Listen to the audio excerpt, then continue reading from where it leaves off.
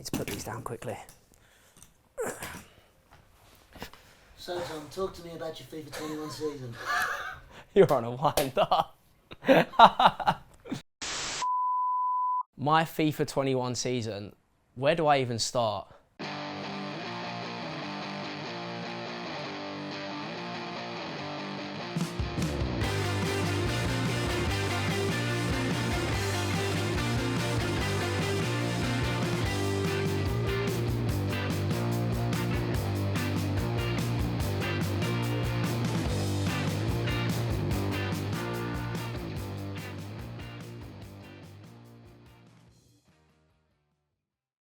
I think the best place to start would be FIFA 20. When we finished the FIFA 20 season winning the E-Premier League, obviously that was a massive high for me, and it was only a month before the new game came out. So very late for a typical FIFA season to finish, but obviously COVID got right in the way of that.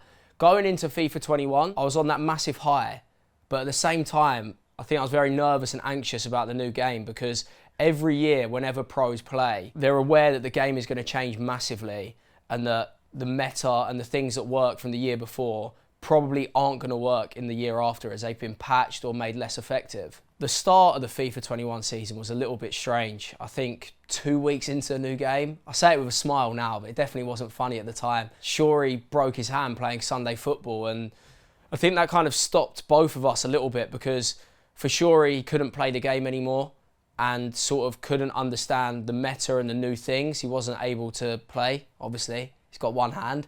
And for me, kind of my teammate not being able to grind with me or help me out as a slow learner, I found that difficult as well because I was kind of looking at Shawrey to discover things and help me out as much as I would help him. And yeah, it was a bit of a strange start. You know, we'd just moved into a new place together. Wasn't really that settled there either. And I think it was actually 3 days after our move that Shawrey broke his hand. So everything was just a bit up in the air early on. We were trying to do content as well. And with such a strange start to the season, I had to make a big call really early. I feel like I couldn't really balance my content and being one of the best players in the world. That was obviously my aspiration going into the year, to make sure that I could play as well as possible. And for that reason, I decided to make a big call and actually, I guess it's hiring an employee for the first time ever. I've never really done that before. I decided to get George on roughly 2 weeks before the first competitive tournament to really try and help me balance the competitive side and making sure that I'm ready to play whilst also producing good content that I enjoy making. Right, I'm George Collins. I have no idea how I've ended up here. I'm Tom's manager, editor, babysitter. I mean, I got thrown straight in the deep end. Tom needed someone to basically come in and take over and help him drive content through and sort of gain exposure for himself. And now, look at me, I'm in the chair. I'm in the chair. I'm in the chair. I didn't expect to be doing this one. I didn't know how to edit a video. I've never had any experience on. I was good with computers, but I've never had any experience on how to use editing software, Photoshop, anything like that. This whole year I've just been learning. It's all been a massive learning curve for both of us. I think I touched Adobe Premiere Pro for the first time on October 30th, and I had to have a video out on the 2nd, so Tom clearly knows how to manage his staff well. Can we take the camera off? Can we get him back behind the camera? I've known Tom for, well, since secondary school. I don't know when that started. That was a long time ago now. I look young. I look 16, but I am 22. Known each other for ages, play football together still today, and now I'm here just to try and make him look entertaining, which hopefully I'm doing a good job of. But yeah, that's me.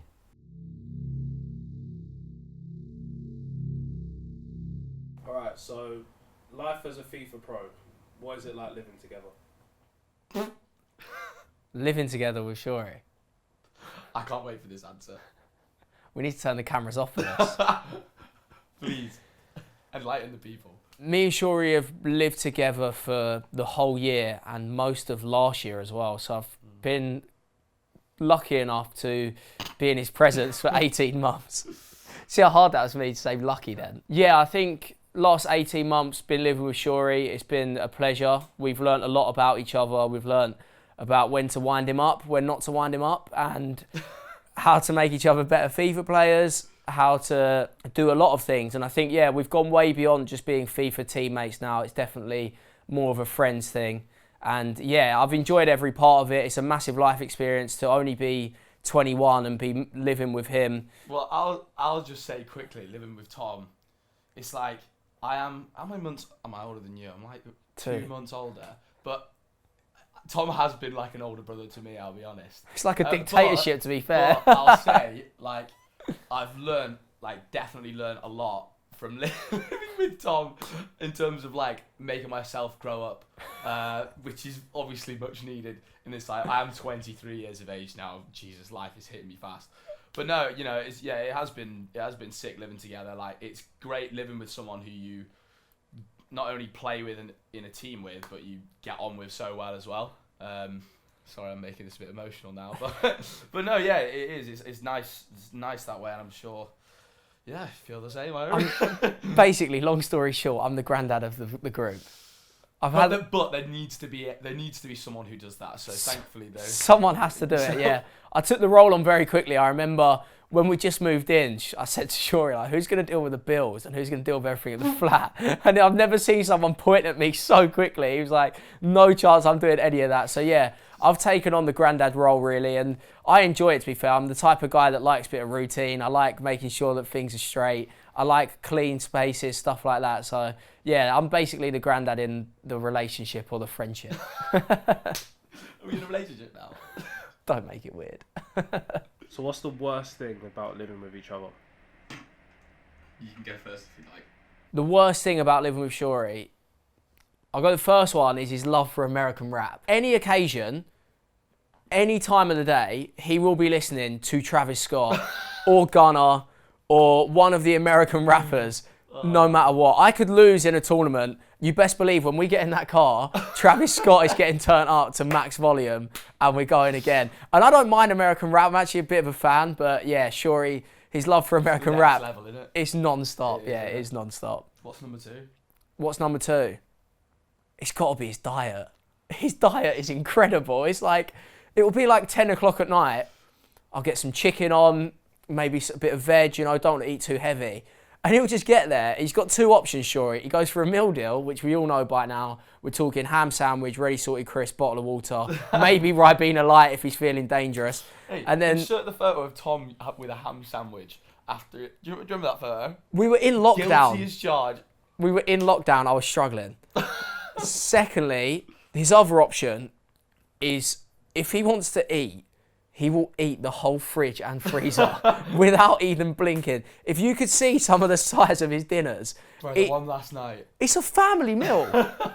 It could feed a family of four cleanly. And the thing is, you eat every bit of it as well.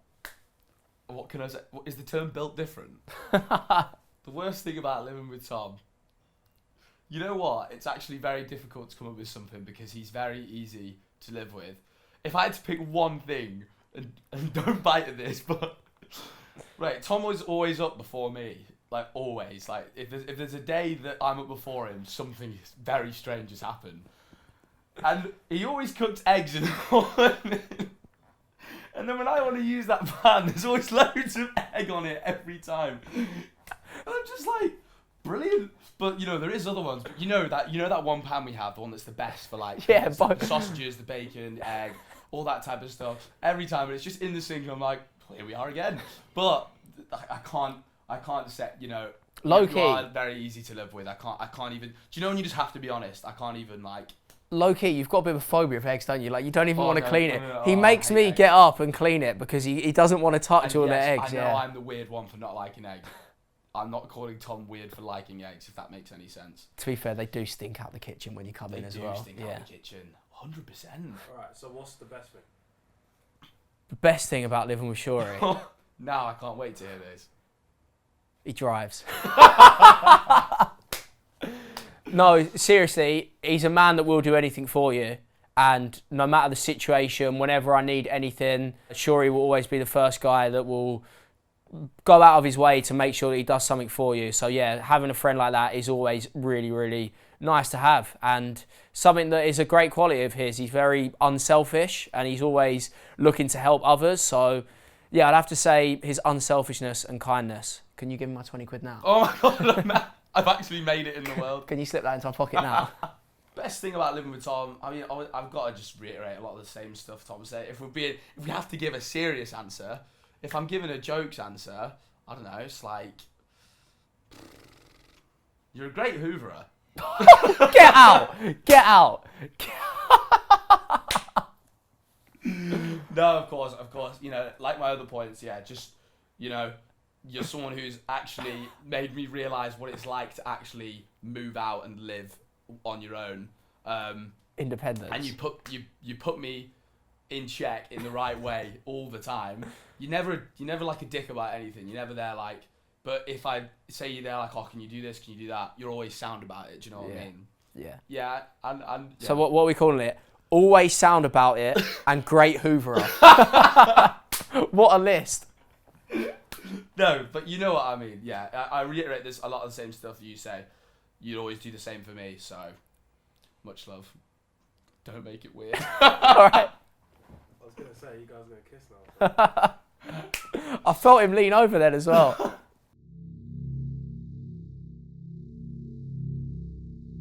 So we start with Foot Champions Cup 1, and for me, that's always the most exciting tournament of the year because no one really knows who's actually good at the game, and every pro you play has a really different style of play. Later on in the year, I think people discover the same meta, but for the first tournament, it's really anything goes, and you really do see who is the quick learners in the scene or who needs some time. And I'm definitely the guy that needs some time. I remember before my first game, I played a guy called Max. I felt nervous then because you haven't played competitive in a long while. It would have been 2 or 3 months. I managed to overcome him and win. And then game 2, I played someone, Oliver Roberts, who I actually went 4-1 down to at the time. I can remember it like it was yesterday. And I had to have my first ever coaching from Shawrey, which later in the year, I would discover as a massive, massive part. But I went 4-1 down to Oliver Roberts and I managed to overturn him and win the game. But that was kind of the start of a rivalry between me and Oliver as the year goes on. And then I finished Cup 1 in a top 25 to 32 placement. Now, considering my doubts before that weekend, I was fairly happy with that. I wouldn't say I was bouncing off the walls, but I was also aware that I'd got myself in a good position. I knew I needed top 64 over the season to guarantee a playoff spot. And yeah, top 25 to 32. I knew it was something to build on, a platform to work on, and wasn't happy, wasn't devastated. Somewhere about 6 out of 10, and I knew from then on I could really crack on and try and ramp it up for the other tournaments that were later in the year. And then after Cup 1, we head into the Christmas period. This is definitely the busiest and toughest part of the season for the pros.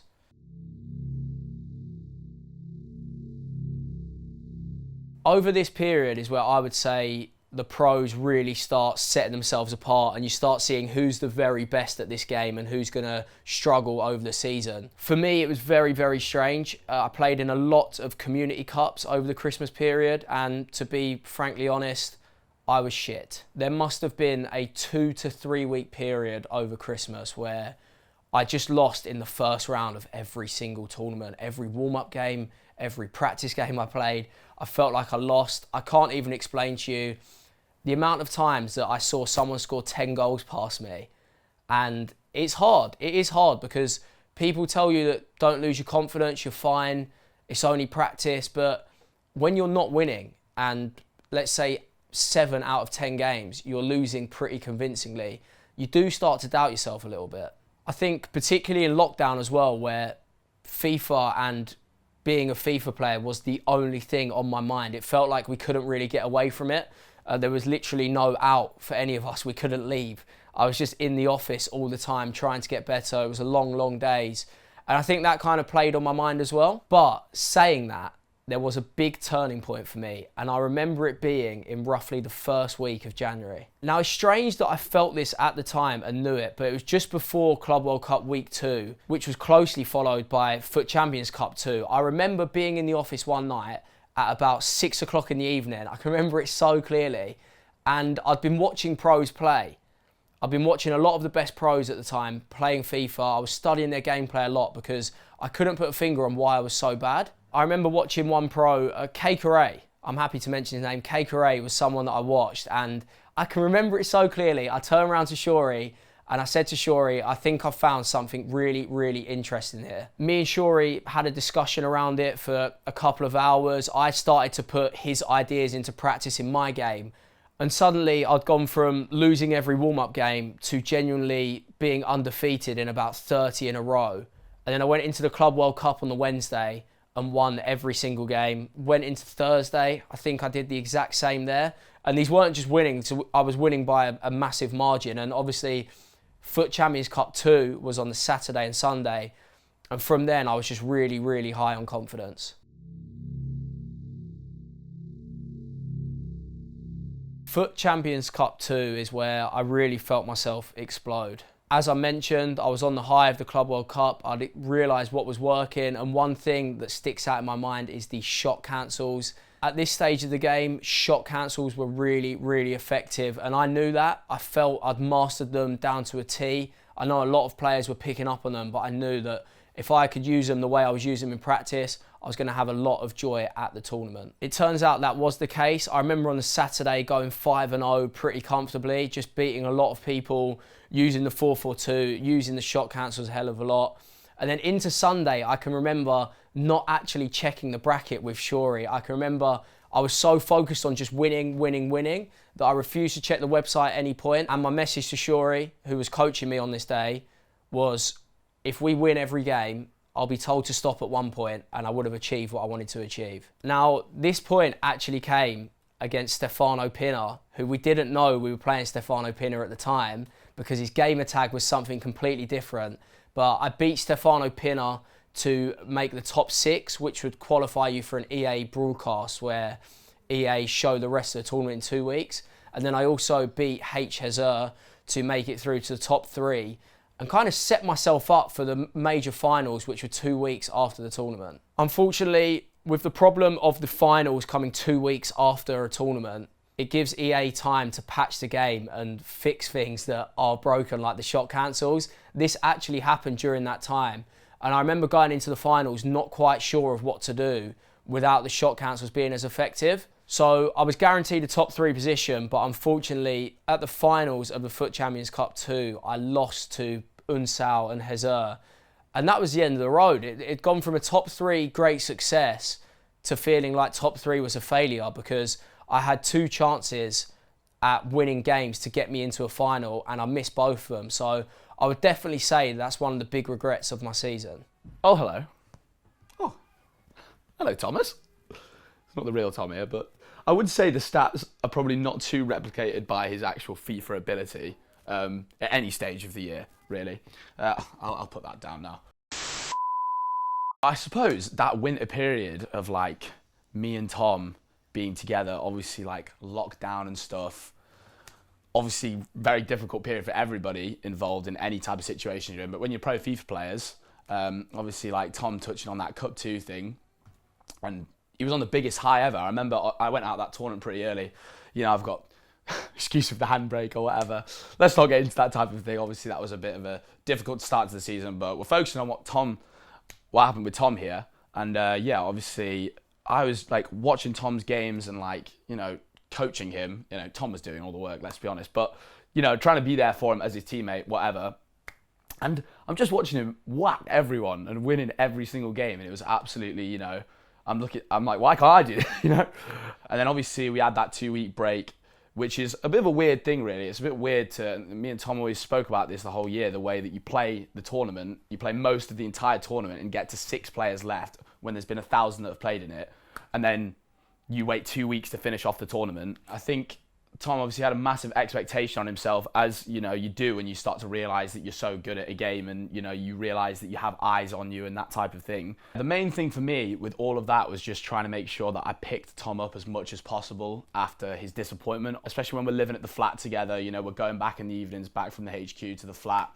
We just want to make sure, you know, we're there for each other, being able to stay focused together, obviously have your bit of time where you can switch off and have a bit of a laugh, which we try to make sure we do. But then obviously when we come back into things, we try to make sure, you know, we're focused and we stay ready for, you know, the next thing ahead. And with FIFA, the next tournament just comes around quicker than you expect every time. And it kind of put a target on my back and had me down as one of the best players in FIFA. That weekend, I have to say, probably go down as one of my favourite in my esports career so far. And if there's two things that I wanted to do in my life, it was that